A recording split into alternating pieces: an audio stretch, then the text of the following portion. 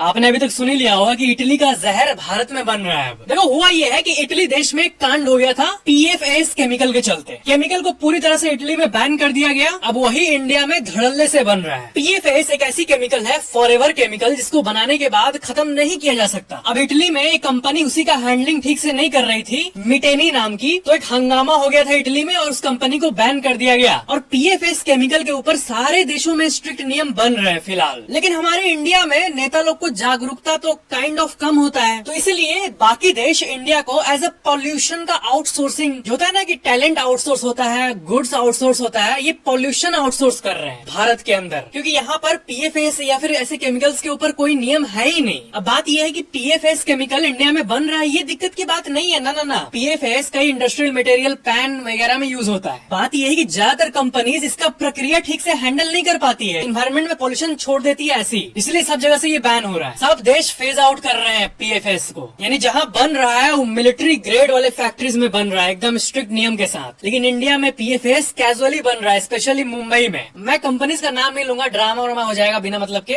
आप सर्च कर सकते हो उसके बारे में। खतरनाक केमिकल्स इंडिया में बने, लेकिन सरकार को इसके ऊपर नियम लाना चाहिए, ये मेन बात है। केमिकल का डिमांड हमेशा विश्व में रहेगा, क्योंकि छोटी छोटी मात्रा में अलग अलग जगहों पे यूज होना है उसको, और होते रहेगा। प्रोडक्शन का मैकेनिज्म मेन प्रॉब्लम।